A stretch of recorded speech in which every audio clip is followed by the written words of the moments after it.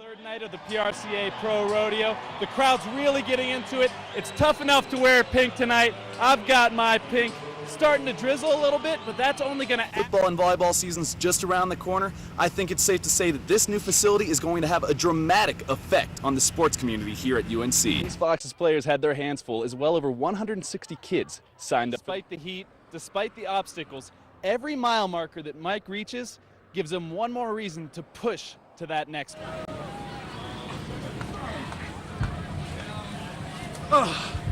After all the events, this is how it ends, right here. You thought your high school prom was a big dance. Just ask the UNC Bears how they felt as they took to the court of the McHale Center earlier today to prepare for their school's first ever NCAA tournament appearance. Thursday night, it was all about hoops and hijinks at Mountain View High School. However, there's a little more hijinks going on and a little less hoops, but for a good cause. In Game 7 of the Turner Conference Championship Series against the Rapid City Rush, defenseman Aaron Schneekloth of the Colorado Eagles had more than just a game on his mind. A lot more. Just ecstatic that we were able to pull off a big Game 7 win and find out my wife had a healthy baby daughter. Couldn't ask for a better night and a better season so far.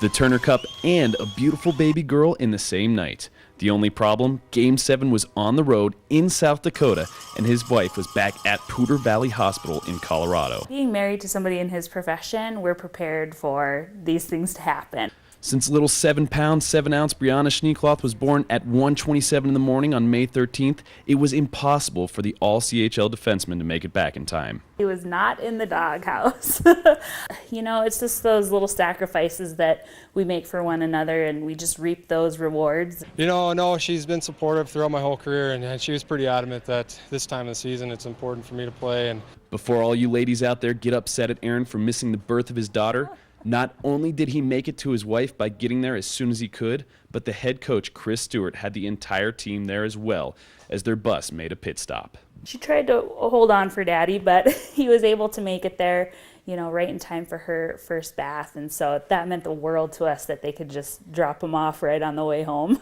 That means a lot, the support I've received from the coaching staff and my teammates and the entire organization. Family comes first here, and they proved it to me once again. But the happy ending doesn't stop there. Perhaps Eagles fans will have something more to be excited about. Well, statistically, we have proven to have children during championship season. So our son that was born 4 years ago in 2007, we won it then. So we're kind of hoping that she brings us good luck this year too.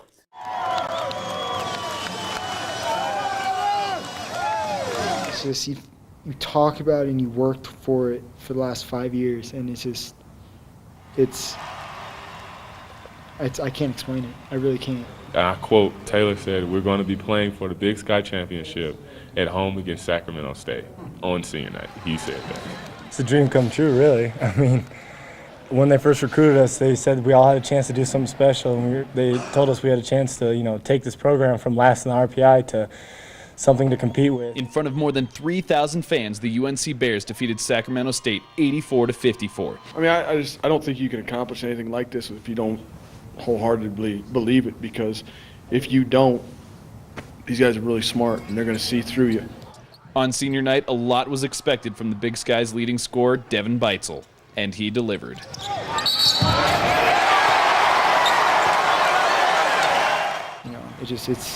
It's a feeling I've never felt before. Probably the best day of my life to this point.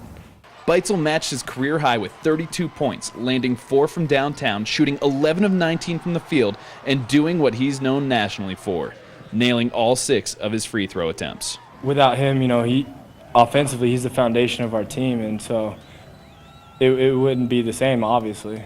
An emotional night for the players and crowd as they honored the 4 seniors. Like he said, that was storybook. I mean, you can't write that any better. And that moment out there, cutting that net down, that's something I'll never forget for the rest of my life.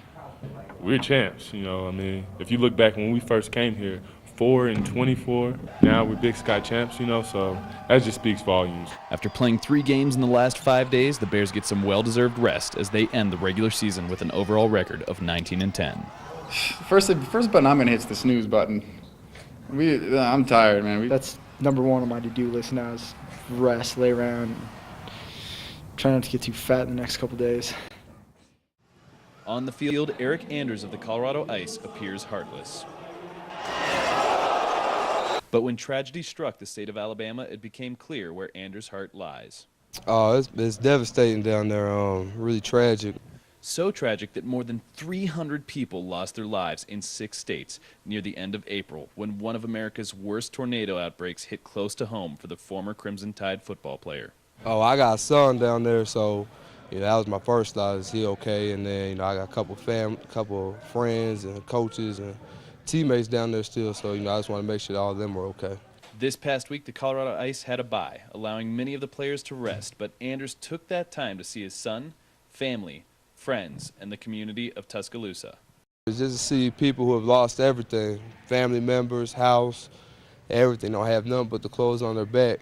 Although some time has passed since the storms, the aftermath still remains. A lot of houses, a lot of people homeless, some people ain't got water, power. There's a lot of people out on the street. During his time in Alabama, the IFL star did what he could to provide necessities to those who needed them. Me and a couple former teammates were out there handing out baby food, diapers, clothes, water, just to anybody who had lost their home or, needed some things. I really put a lot of smile on people's faces when they see, some former players out there come out there and help. So, it's very self-rewarding for myself as well. And after he spent time in Alabama aiding in the relief effort, he has experienced something that he will carry with him both on and off the field for the rest of his life. It's very humbling. In a blink of an eye, everything can be taken from you. So, it's take advantage of all your opportunities because you don't know what's going to happen tomorrow. Well, a few of the running plays you had, you just went straight in there. There was none of the sliding. You barreled through there. Did Coach have any reactions after that? Or? Welcome back to the show, Rams fans. This week, I'm joined by all the seniors of the cheer team. Now, who do you think would win in a one-on-one game? Have you guys played? No. Do you agree with that one right there? My defense is way too good for him to do like we used to. When we were little, I'd say... Welcome back. I'm Anthony Keith, and I'll be filling in as the Sunday sports anchor temporarily. The Denver Broncos are on the road this weekend, but that's an understatement as McDaniels and his players took a transatlantic flight to London, England to face the 49ers. First half, Broncos were scoreless, but we're going to jump into the third. Orton dropping out of the pocket. He throws it deep, airs that ball out, and look who catches it. Brandon Lloyd, he's going in until the ref gets in the way. Are you kidding me? Stopped at the 1-yard line. But that was a beauty, had it not been for the ref. We got Tebow in at quarterback, more of a fullback actually, gets his second career touchdown, but first on foreign soil. The Cowboys travel south to face the winless Lobos. New Mexico was just across the border taking on Colorado State this weekend, where Rams senior nose guard Guy Miller may have made an impact on the kind of team the Pokes will be facing next week. Miller sacked B.R. Holbrook in the first quarter, causing a shoulder injury and forcing the starting quarterback to the sidelines. The Lobos now have to wait for MRI results to see if Holbrook can return to the pocket for next week's game. The Lobos have been plagued with injuries in the QB position. Freshman Taron Austin has yet to recover from an ankle injury, while Brad Gruner is out for the season after cutting his pinky finger on his throwing hand while carving pumpkins with his girlfriend. I kid you not.